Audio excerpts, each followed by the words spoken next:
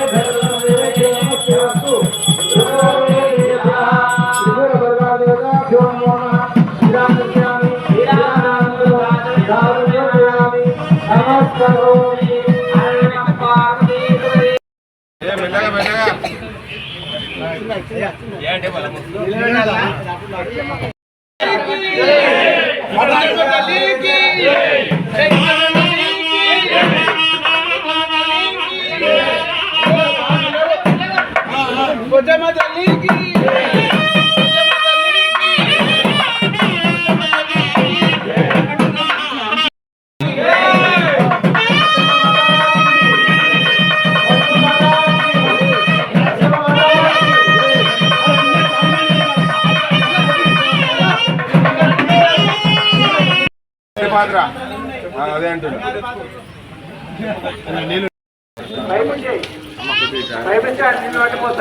ఇంకొకటి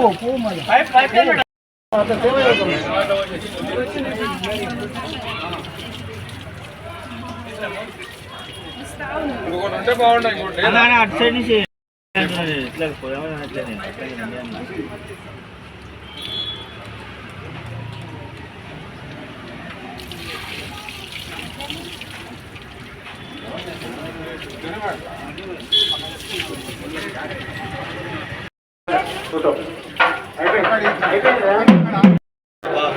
చేతి పట్టుకోపియండి బాబు, చేతి పట్టుకోపియండి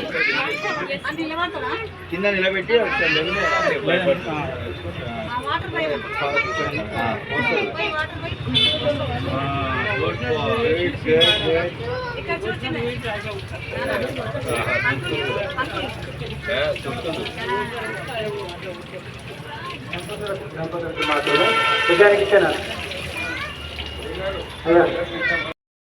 అమ్మ దగ్గరకు ఉండండి అన్న జరగనా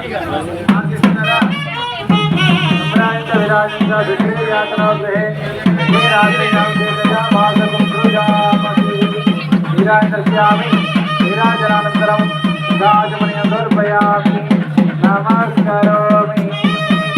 पोचम्मा माता की पोचम्मा माता की जगदम्बा विश्वभानु माता की नमस्कार।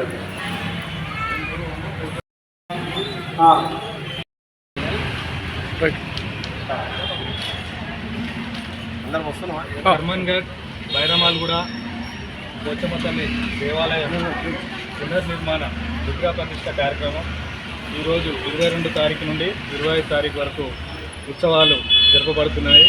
కావున ఇక్కడ చుట్టుపక్కల గ్రామస్తులు మరియు కాలనీవాసులు ఈ యొక్క కార్యక్రమంలో పాల్గొని జయప్రదం చేయాల్సిన కోరుతున్నాము.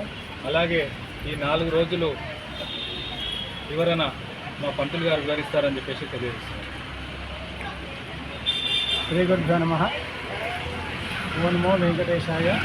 శ్రీ పోచమ్మదేవి నమో నమః.